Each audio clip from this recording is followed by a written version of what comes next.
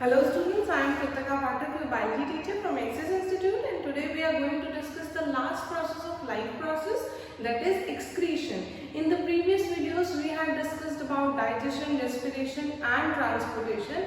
In this lecture we are going to discuss about excretion.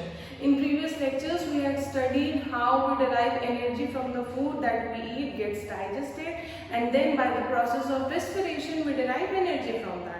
Respiration की process से we had understood that carbon dioxide was a product that has been synthesized in the body and it has been excreted out by the process of expiration, और हम उसको exhale कर रहे होते थे. exhalation के through हम carbon dioxide remove out कर रहे होते थे, क्योंकि energy derive करने के बाद body does not require carbon dioxide anymore.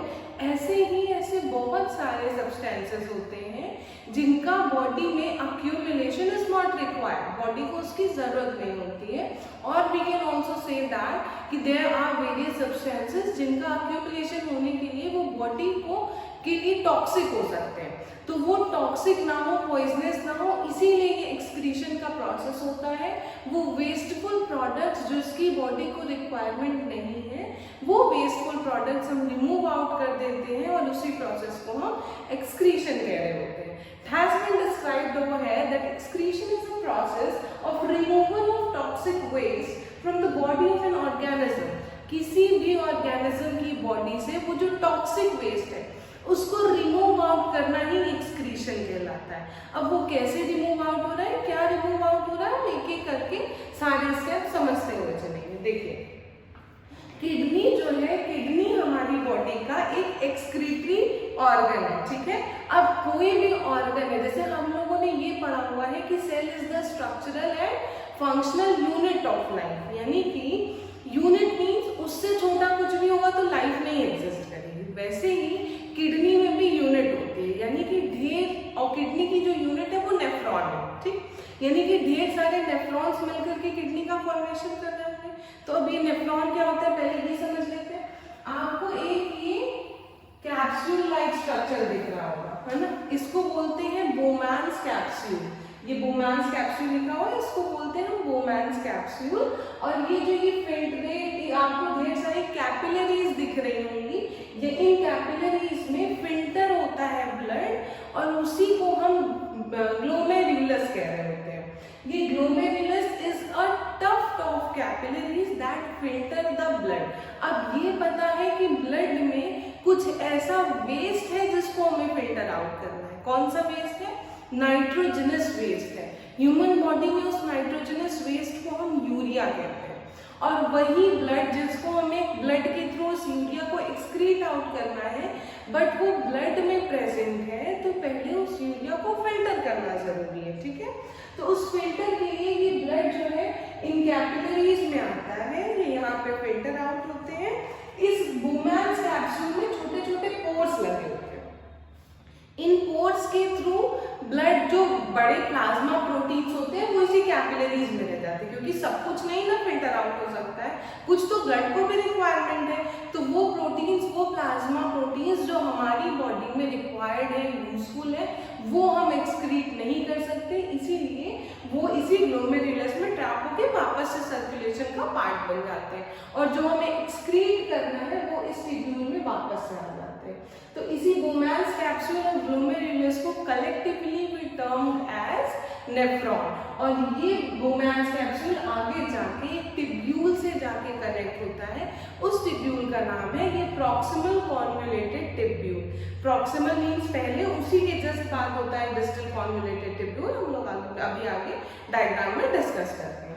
तो ये has been described that the microscopic thin tubules from nephron which functions as a excretory unit. Unit का मतलब स्मॉलेस्ट यूनिट, और वो एक्सक्रीटरी यूनिट एक्सक्रीशन के टर्म्स में नेफ्रॉन है. About 1 million of nephrons taken together to form the excretory organ of human beings called kidney. यानी कि approximately एक किडनी को बनाने के लिए 1 मिलियन नेफ्रॉन्स यूज हो रहे हैं. हमारे पास 2 किडनीज है, दैट मीन्स कि हमारी बॉडी में around 2 million nephrons are present. ठीक है. अब बात करते हैं कि ये एक्सक्रीशन का जो यूनिट है, अगर हम उस किडनी को ध्यान से देखें तो हमारे पास जैसे 2 किडनीज है, ठीक है, ऑलराइट। तो ये दो किडनीज का डायग्राम में आप देखो, ये जो ब्लू वाली वेन है, ट्रांसपोर्टेशन में हमने बताया था जो वेन्स होती हैं वो डीऑक्सीजनेटेड ब्लड कैरी करती हैं और जो आर्टरीज होती हैं वो ऑक्सीजनेटेड ब्लड कैरी करती हैं, ठीक है। लेकिन यहाँ पे हमें ऑक्सीजन के टर्म्स में कम और नाइट्रोजनस वेस्ट के टर्म में ज्यादा बात करनी है, क्योंकि एक्सक्रीशन पे हम नाइट्रोजनस वेस्ट को एक्सक्रीट कर रहे हैं। तो ये एओर्टा जो है वो वाली ब्लड कैरी कर रहा है जिसमें नाइट्रोजनस वेस्ट कम होगा from all over the body organs. This is bringing the pure blood, और इस वीना कावा में वो ब्लड है जो जिसमें नाइट्रोजनस वेस्ट ज्यादा होगा, वो किडनी में ये ब्लड लेकर के जा रही है। अब आपको दो और वेन्स और आर्टरीज दिख रही होंगी जिसका नाम है रीनल आर्टरी और रीनल वेन। याद करिए ट्रांसपोर्टेशन में हमने पढ़ा था पल्मोनरी आर्टरी और पल्मोनरी वेन। वो पल्मोनरी वर्ड लगने की वजह से आर्टरी और वेन का जो एक्चुअल फंक्शन था ऑक्सीजनेटेड और डीऑक्सीजनेटेड ब्लड को कैरी करना रिस्पेक्टिवली, वो पल्मोनरी लगने की वजह से वो अलग जस्ट ऑपोजिट काम कर रहे थे। पल्मोनरी आर्टरी में फिर डीऑक्सीजनेटेड ब्लड ट्रैवल हो रहा था और पल्मोनरी वेन में ऑक्सीजनेटेड ब्लड ट्रैवल हो रहा था। तो यही सेम काम ये रीनल वेन और रीनल आर्टरी में होगा। रीनल वेन वो वेन होगी जिसमें नाइट्रोजनस वेस्ट कम होंगे, इसका transportation from kidney towards heart होगा और हार्ट से इसका transportation from heart towards kidney होगा, और ये रीनल आर्टरी का ट्रांसपोर्टेशन जिसमें नाइट्रोजनस वेस्ट ज्यादा, इसका transportation from kidney towards heart होगा और इसमें नाइट्रोजनस वेस्ट ज्यादा, यानी कि नाइट्रोजनस वेस्ट हार्ट में ले जाने का काम ये रीनल आर्टरी का और हार्ट से प्योर ब्लड ले आने का काम इस रीनल वेन का। उसके बाद ये एओर्टा के थ्रू पूरे बॉडी में प्योर ब्लड जो है वो ट्रांसपोर्ट हो रहा होगा। ये दीज आर द किडनीज। आपको ये जो ट्यूब लाइक स्ट्रक्चर्स दिख रहे हैं इसको हम यूरेटर बोलते हैं, इसको ब्लैडर बोलते हैं और ये यूरेथ्रा है। डायग्राम्स जो है वो बहुत ज्यादा पूछे जाते हैं आपके स्कूल बेस्ड एग्जाम्स में। तो जब आपको बनाना हो किडनी का डायग्राम तो आपने किडनी बीन देखी होगी, हिंदी में जिसको हम राजमा बोलते हैं। तो आपको इस तरह से दो छोटे छोटे राजमा बनाने हैं, उसके बाद आप ये यूरेटर को कनेक्ट कर दो, उसके बाद आपको एक बैग लाइक स्ट्रक्चर बनाना है जिसको हम यूरिनरी ब्लैडर बोलेंगे, और ये यूरिनरी ब्लैडर के नीचे एक स्फिंक्टर लाइक मसल्स प्रेजेंट होती है that regulates the micturition process. Micturition is the process of removal of urine. तो यहाँ पे यूरेथ्रा प्रेजेंट होता है जो कि हमारी बॉडी में रेगुलेट कर रहा होता है ये यूरिनेशन का process. These are the kidneys. अब देखो इस तरह से आपको अपने ये बेसिक स्ट्रक्चर बना दिया, लेकिन यहाँ से आर्टरीज और वेन्स को अगर आप लगा दो तो आपका डायग्राम कंप्लीट हो जाएगा, है ना। इस तरह से डायग्राम इजीली बनाना है और तुरंत से हो जाएगा। उसके बाद आप एक बात और देखो, यहाँ पे लिखा हुआ है पॉइजनस सब्सटेंस जिसकी मैंने बात की थी यूरिया। यूरिया के अलावा कुछ बेस सॉल्ट भी है, कुछ वाटर्स भी है एक्सेस में जिसकी बॉडी को रिक्वायरमेंट नहीं होती है, बॉडी को रिमूव आउट करते हैं और वो येलोइश लिक्विड यूरिन के थ्रू हमारी बॉडी से एक्सक्रीट आउट हो जाता है by the process of micturition. Okay, now we are going to discuss this diagram in detail. See, I have already told you that this PCT is proximal convoluted tubule. Proximal मतलब होता है जो just glomerulus और gonads capsule के just बाद जो दूसरी tubule आ रही है, पहली टिब्यूल, उसको हम बोल रहे हैं प्रॉक्सिमल कॉन्वोल्यूटेड टिब्यूल। उसके बाद ये देखिए जो दूसरी टिब्यूल, ये दूर से पहला प्रॉक्सिमल कॉन्वोल्यूटेड टिब्यूल और दूसरी वाली टिब्यूल का नाम है डिस्टल कॉन्वोल्यूटेड टिब्यूल। ये डिस्टल कॉन्वोल्यूटेड टिब्यूल और प्रॉक्सिमल कॉन्वोल्यूटेड टिब्यूल का फंक्शन होता है रीएब्सॉर्प्शन, क्योंकि ब्लड में सारे के सारे जो सॉल्ट्स हैं, जो आयंस हैं, वो प्रेजेंट तो होते हैं बट सब एक्सक्रीट आउट नहीं होते, because the body can not afford to excrete every nutrient present inside the blood every time we urinate। Her urination के प्रोसेस के टाइम पे जब ये फिल्ट्रेशन हो रहा है तो ब्लड में जितना भी न्यूट्रिएंट प्रेजेंट है वो सब एक्सक्रीट आउट नहीं होते। पहले मैंने अभी बताया कि वो फिल्टर होता है by the process of this filtration, और उस फिल्ट्रेशन को हम बोलते हैं अल्ट्रा फिल्ट्रेशन। ठीक है, क्योंकि नॉर्मली जब आप सपोज करो कि आपने चाय बनाई और आप चाय को फिल्टर कर रहे हो, ठीक है, with the help of a सीप, तो उसमें क्या होता है, जो चाय पत्ती है वो उसी सीप में रह जाती है और कप में आपके चाय आ जाती है। वही सेम कॉन्सेप्ट अगर आप अप्लाई करो, ब्लड है, ब्लड में कुछ यूरिया भी और कुछ प्रोटीन्स भी हैं, कुछ प्लाज्मा प्रोटीन्स जिसकी बॉडी को रिक्वायरमेंट है। तो जब इन कैपिलरीज के थ्रू ब्लड ट्रांसफर होता है इनटू द बोनान्स कैप्सूल, तो बोनान्स कैप्सूल में छोटे छोटे पोर्स होते हैं। वो पोर्स जब फिल्टर होते हैं तो बड़े बड़े जो प्रोटीन्स है वो इसी कैपिलरी में से रह जाएंगे और उसी कैपिलरी से वो वापस से ट्रांसपोर्टेशन का पार्ट हो जाएंगे। अब इस ब्लड में वो प्रॉक्सिमल कॉन्वोल्यूटेड टिब्यूल में ब्लड आ तो गया, बट स्टिल ब्लड में ऐसे बहुत सारे न्यूट्रिएंट्स और आयंस प्रेजेंट हैं जो कि एक्सक्रीट आउट नहीं होने चाहिए, इसीलिए उनको वापस से बॉडी जो है वो रीएब्सॉर्ब करती है। और इसी प्रोसेस, पहला प्रोसेस क्या हुआ, अल्ट्रा फिल्ट्रेशन, दूसरा प्रोसेस है रीएब्सॉर्प्शन। ठीक है, ये रीएब्सॉर्प्शन होता है और रीएब्सॉर्प्शन के टाइम पे इस प्रॉक्सिमल कॉन्वोल्यूटेड टिब्यूल से वाटर भी रीएब्सॉर्ब हो रहा होता है। ठीक है, और सारे न्यूट्रिएंट, सपोज करो कोई भी न्यूट्रिएंट अगर ब्लड में है वो सारा रीएब्सॉर्ब होगा। उसके बाद बहुत सारे ऐसे सॉल्ट आयंस होते हैं जो कि हम हमारी बॉडी जो है वो वापस से रीएब्सॉर्ब कर रही होती है। यहाँ पे देखो लूप ऑफ हेनले लिखा हुआ है। ये लूप ऑफ हेनले क्या होता है, ये किस तरह से हेयर पिन लाइक स्ट्रक्चर होता है जो कि इस प्रॉक्सिमल और डिस्टल कॉन्वोल्यूटेड टिब्यूल के सराउंडिंग में प्रेजेंट होता है, that increases the surface area of reabsorption, यानी रीएब्सॉर्प्शन का सरफेस एरिया ये लूप ऑफ हेनले बढ़ा रहा होता है, जो ये यहाँ पे ऊपर से नीचे गया। इस वाले लूप ऑफ हेनले को हम बोलते हैं डिसेंडिंग लूप ऑफ हेनले। ठीक है, क्योंकि ऊपर से नीचे गया, हमने मैथ्स में पढ़ा बड़े से छोटा अगर हम नंबर्स अरेंज करते थे तो हम उसको डिसेंडिंग ऑर्डर बोलते हैं। तो ये ऊपर से नीचे गया, इसको हम डिसेंडिंग लूप ऑफ हेनले बोल सकते हैं। तो इसको क्या बोलेंगे, असेंडिंग लूप ऑफ हेनले। ठीक है, ये हो गया असेंडिंग लूप ऑफ हेनले। अब ये डिसेंडिंग और असेंडिंग लूप ऑफ हेनले का फंक्शन है वाटर और आयंस में एक आयनिक कंसंट्रेशन बैलेंस करना। सपोज करिए कि यहाँ से सारा का सारा वाटर अगर एब्जॉर्ब हो गया तो अभी कंडीशन क्या हो जाएगी, हाइपरटोनिक सोल्यूशन बन जाएगा। ठीक है, हमने केमिस्ट्री में पढ़ रखा है आइसोटोनिक, हाइपरटोनिक और हाइपोटोनिक। आइसोटोनिक मतलब जिसमें सॉल्यूट और सॉल्वेंट का कंसंट्रेशन इक्वल होता है, हाइपरटोनिक जिसमें सॉल्यूट का कंसंट्रेशन ज्यादा और सॉल्वेंट का कंसंट्रेशन कम होता है।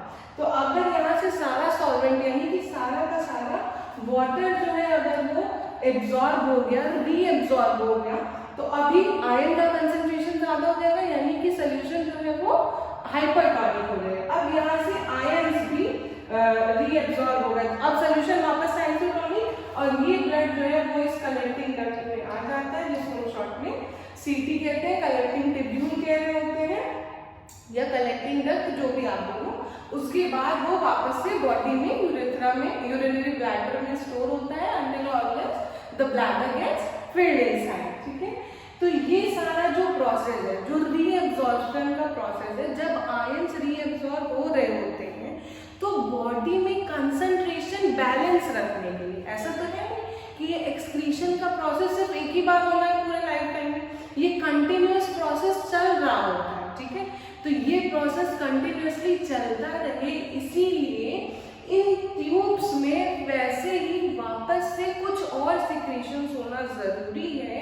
ये ट्यूब्स प्रॉक्सिमल कॉन्वोल्यूटेड टिब्यूल और डिस्टल कॉन्वोल्यूटेड टिब्यूल, ये कुछ और सिक्रीट कर रहे होते हैं इनसाइड द ट्यूब, कुछ आयंस और कुछ यूरिया भी, ताकि ये जो ये कलेक्टिंग टिब्यूल है, कलेक्टिंग डक्ट, इससे कुछ यूरिया वापस से अंदर जाता है और सॉरी ब्लड में जा रहा होता है, ताकि बॉडी में, ऐसा तो है कि पूरा ही पूरा ब्लड एकदम प्योर रखना, उसके बाद तक एक्सक्रीशन करना है, ताकि ये दोबारा प्रोसेस स्टिमुलेट कर सके। ठीक है, इसलिए कुछ टिब्यूल्स में ions like potassium ion, sodium ion या फिर अमोनियम आयंस, ये सारे आयंस इन टिब्यूल्स में वापस से जा रहे होते को हम बोल रहे होते हैं ट्यूबुलर सिक्रीशन। जो थर्ड प्रोसेस है एक्सक्रीशन का उसको हम बोलते हैं ट्यूबुलर सिक्रीशन।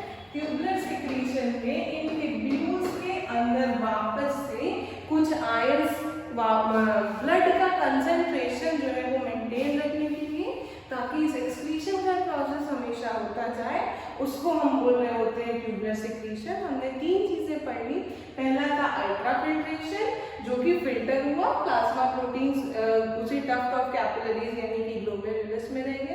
बोमैक्स कैप्सूल के थ्रू वो प्रॉक्सिमल कन्वोल्यूटेड टिब्यूल और डिस्टल कन्वोल्यूटेड टिब्यूल में आए, वहां पे रीएब्जॉर्प्शन का प्रोसेस हुआ और ब्लड का कंसंट्रेशन इक्वलाइज करने के लिए ये ट्यूबुलर सिक्रीशंस हो रहे हैं। इन ट्यूबुलर सिक्रीशंस ने ब्लड का कंसंट्रेशन जो है वो मैनेज किया for again the process for again conducting the process of excretion. Next we are going to discuss the diagram of kidney in a detailed view. देखो बेटा, इस तरह से मैंने जब बोला कि kidney is a kidney rajma shaped structure, तो अगर आप ये बनाओ तो ये राजमा जैसा है और उसके अंदर देखो तो ये रीनल आर्टरी, रीनल वेन दिख रही है। ये यहाँ पे रीनल पेल्विस है जहाँ से रीनल आर्टरी और रीनल वेन्स कनेक्टेड है। ठीक है, अगर आपको बनाना हो तो आप सीधे इस तरह से बना दो, तो वही सेम डायग्राम बनाना है। उसके बाद आपको ये कोन लाइक स्ट्रक्चर्स बनाने होंगे। कोन लाइक स्ट्रक्चर्स को बाद में बीच से ये डायग्राम रफ करने के बाद आपको यहाँ से ये लाइंस खींचनी है और ये देखो ये इस तरह से आपको बीच में जो ये कॉलम बच रहा है इसको हम बोलेंगे रीनल कॉलम। ठीक है, कॉलम और रोज हमने कंप्यूटर में पढ़ रखा है। जो लॉन्गिट्यूडनल वेज होते हैं उनको हम कॉलम्स कहते हैं और ये रोज होते हैं। ठीक है, तो ये आपको लॉन्गिट्यूडनल दिख रहा है, ये कॉलम होता है, इसको हम रीनल कॉलम कहते हैं।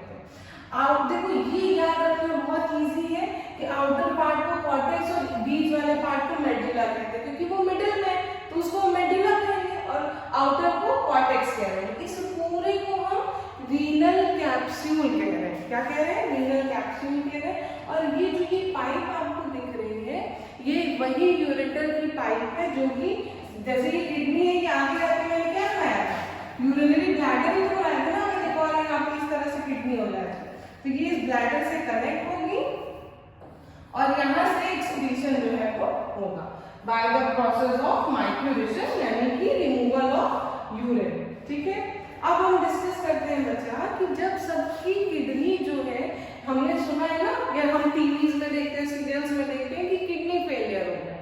तो किडनी फेलियर होने के बाद क्या होता है कि देखो ट्रांसप्लांटेशन तो हम हमेशा देख रहे हैं मूवीज में, अच्छा ठीक है, but organ transplantation is a very crucial process. ठीक है, जरूरी नहीं है ट्रांसप्लांटेशन के लिए हमें ऑर्गन्स अवेलेबल हो ही चाहिए, अवेलेबल होते भी हैं तो सपोज उनका टिश्यू जो है वो मिसमैच कर रहा है, ठीक है, तो जो है ऑर्गन वो मिल नहीं पाता है, सेम नहीं है, तो ट्रांसप्लांटेशन नहीं हो पाता है। बट उस टाइम तक जब तक ऑर्गन ट्रांसप्लांटेशन के लिए मिल नहीं रहे हैं, ये एक्सक्रीटरी वेस्ट का रिमूवल तो नेसेसरी है ना, और इसी एक्सक्रीटरी वेस्ट के रिमूवल के लिए एक आर्टिफिशियल प्रोसेस होता है जिसको हम बोलते हैं हीमोडायलिसिस या शॉर्ट में हम डायलिसिस भी बोल सकते हैं। उसमें क्या होता है, पेशेंट की इस रेडियल आर्टरी से यहाँ से सारा ब्लड जो है वो पंप इन किया जाता है इन अ डायलिसाइजिंग ट्यूब या डायलिसाइजिंग यूनिट। इस ट्यूब्स में ब्लड जो है वो फ्लो कर रही होती है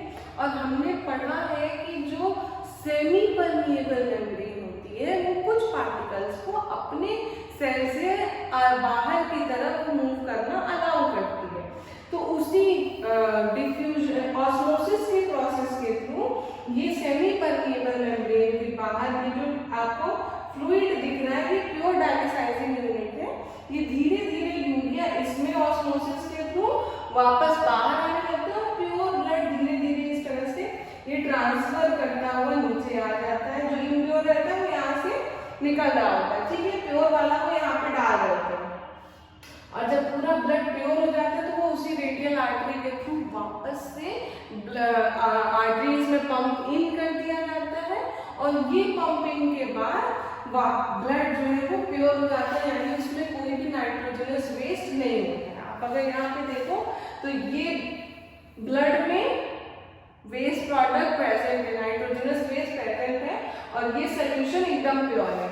जब ये ऑस्मोसिस हो रहा है तो उसके बाद ब्लड जो है वो इधर उधर कंसंट्रेशन इक्वल आइसोटोनिक कंसंट्रेशन होने तक ये ब्लड में ऑस्मोसिस चलता रहेगा और फिर उसके बाद ब्लड को हम पंप इन कर देते हैं। ये जो है ये टेम्पररी ट्रीटमेंट है, ठीक है।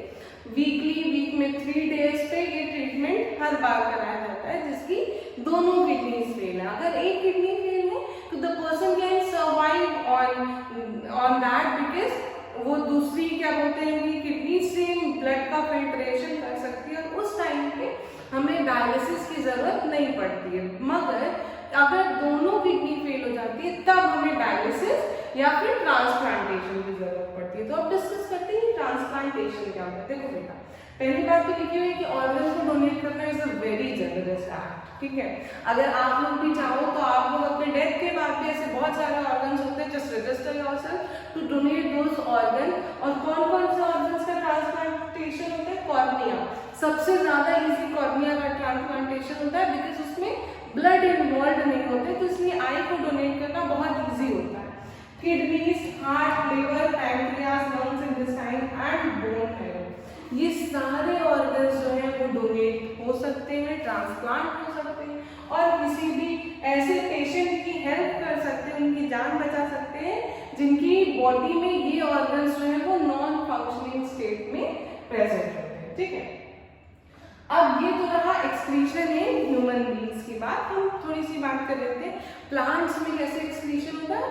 हमने फोटोसिंथेसिस में पढ़ा था, फोटोसिंथेसिस के टाइम पे प्लांट्स में ऑक्सीजन इवॉल्व हो रहा था, तो फोटोसिंथेसिस के टाइम पे प्लांट्स के लिए ऑक्सीजन उनका बेसिक प्रोडक्ट था जिसको वो रिमूव कर रहे थे या फिर एक्सक्रीट कर रहे थे।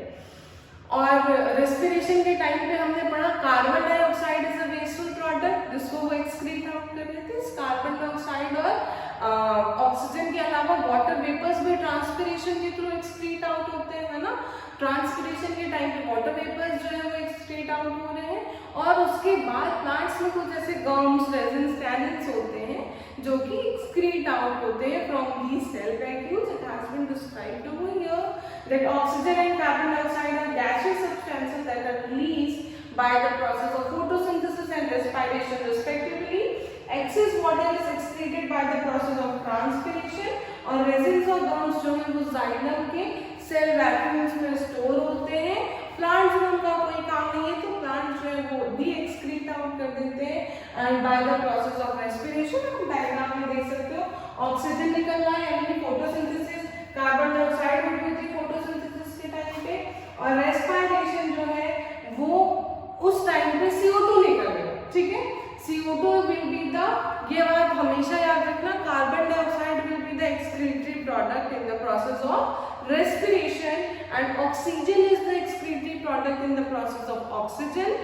Just remember these two gases and do not confuse among both of them. Thank you for today.